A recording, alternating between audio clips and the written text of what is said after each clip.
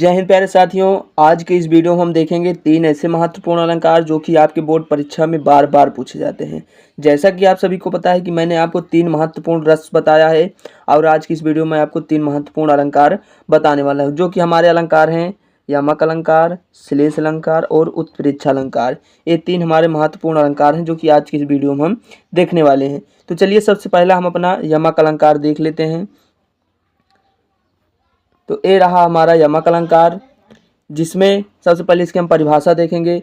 जब एक ही शब्द 2 या 2 से अधिक बार आता है और उसके अर्थ भिन्न भिन्न हो तो वहाँ यमक अलंकार होता है।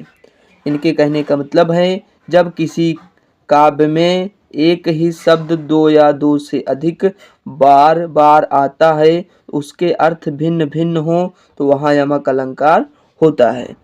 इसके बाद इसके उदाहरण की हम बात करें तो इसका उदाहरण है ऊधो जोग जोग हम नाही, जिसमें आप अच्छे से देख पा रहे होंगे कि इस उदाहरण में जोग जोग शब्द 2 बार आया है, जिससे कि हमें पता चल रहा है कि एक ही शब्द 2 बार प्रयोग हुआ है। अब इसके हम स्पष्टीकरण में देखेंगे कि दोनों जोग के अर्थ अलग अलग कैसे हैं। तो चलिए अब स्पष्टीकरण के माध्यम से हम समझते हैं कि एक जोग का अर्थ क्या है और दूसरे जोग का अर्थ क्या है। चलिए देखते हैं। तो ये रहा इसका स्पष्टीकरण। उपर्युक्त उदाहरण में जोग शब्द 2 बार आया है। एक जोग का अर्थ योग साधना से है और दूसरे जोग का अर्थ योग्य होने से है, जिसमें साफ साफ लिखा हुआ है कि उदाहरण में जोग शब्द 2 बार आया है। एक जोग का अर्थ योग साधना से और दूसरे जोग का अर्थ योग्य होने से। तो आशा करता हूँ आपको यमक अलंकार, उसका उदाहरण एवं स्पष्टीकरण अच्छे से समझ में आ गया होगा। अब चलिए अपना हम दूसरा अलंकार देख लेते हैं।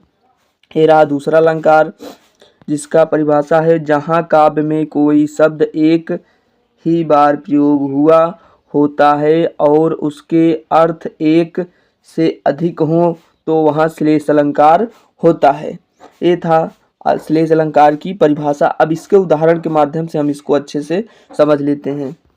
ये रहा इसका उदाहरण है रहीमन पानी राखिए बिन पानी सब सून, पानी गए न उबरे मोती मानुष चून। यहाँ पर आप देख सकते हैं पानी शब्द, ठीक। तो पानी शब्द, अब स्पष्टीकरण हम देखते हैं। यहाँ पानी शब्द के 3 अर्थ हैं।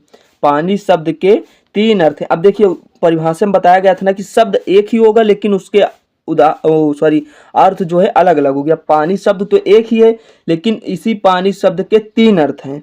जैसे मनुष्य के लिए विनम्रता है और मोती के लिए चमक है और चून या आटा के लिए पानी है। तो ये था हमारा श्लेष अलंकार का परिभाषा, उदाहरण और स्पष्टीकरण।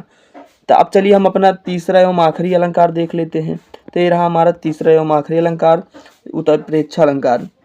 जहाँ उपमेय में उपमान की संभावना की जाए वहाँ उत्प्रेक्षा अलंकार होता है और मन मानो जन जानो आदि इसके वाचक शब्द हैं।